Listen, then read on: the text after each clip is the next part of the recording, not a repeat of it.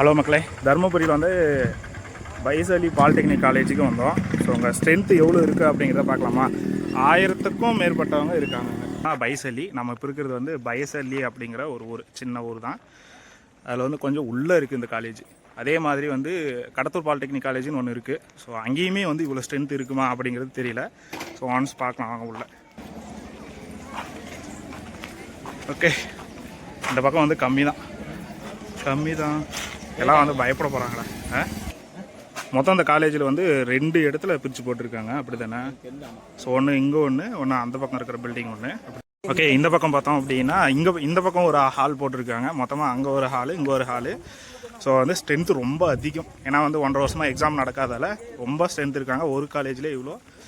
So ஒரு 1000க்கும் மேற்பட்டவங்க இருப்பாங்கன்னு நினைக்கிறோம். ஓகே, இனிமேல் வந்து நமக்கு வேலையெல்லாம் நினைக்கிறோம். ஸோ நம்ம வந்து உள்ளே போக தேவையில்லை.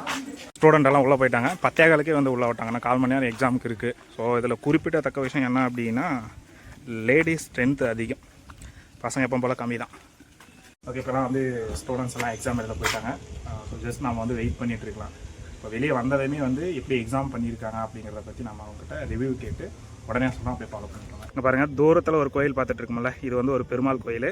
ஸோ இந்த கோயிலுக்கு தான் போக போகிறோம். இப்போ நீங்கள் எல்லோரும் கண்டிப்பாக எக்ஸாமில் பாஸ் ஆகிடணும். அதுக்காக ஒரு அர்ச்சனையை போட்டு போகலான்னு வந்திருக்கோம். ஸோ ஜஸ்ட்டு மேலே போயிட்டு சாமி கும்பிட்டு உடனே போயிட்டு கொஸ்டின் பேப்பர் எப்படி வந்தது அப்படிங்கிறத பற்றின ஒரு ரிவ்யூ பார்க்க போகிறோம். அவ்வளோதாங்க, கோயில் மேலே வந்தாச்சு. எக்ஸாம் எழுதிட்டு இருக்கிற காலேஜ் பார்த்தோம் அப்படின்னா இந்த காலேஜ் தான். உடனே தரிசனத்தை போட்டு கிளம்புவோம். சாமி கும்பிட வந்தோம், பசிக்குதுன்னு நினச்சோம், பிரசாதம் கிடச்சிருச்சு. ஓகே, கிளம்புவோம். 2 hours later. எப்போ போவோமா? ஸோ இப்போ வந்து நமக்கு அடுத்த நாள் ப்ராக்டிக்கல் எக்ஸாமுக்கான டைம் டேபிள் போட்டாங்க. ஸோ ஒன்ஸ் வந்து போய் பார்த்துடலாம்.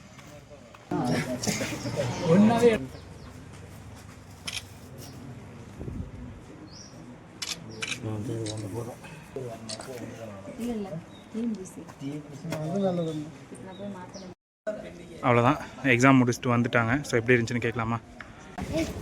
ஃபர்ஸ்ட் பேப்பர் ஓகே தானே?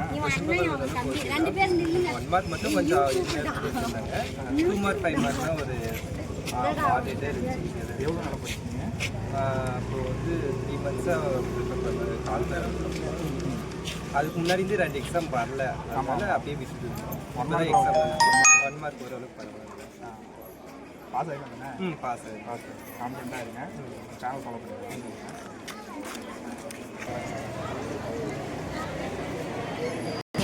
யூடியூப் நேம் பார்த்தீங்கன்னா சட்டம் ஓரளவுக்கு பரவாயில்ல. 1 மார்க்லாம் கொஞ்சம் டஃப்புங்களா? மாதிரி தெரியல, அப்படி கொஞ்சம் சரியாக படிச்சுக்கலாம். 2 மார்க் பாஸ் ஆகிடலாம். பாஸ் ஆகலாம். பண்ணியிருக்கேன். பாஸ் ஆகலாம். பாஸ் ஆகலாம்.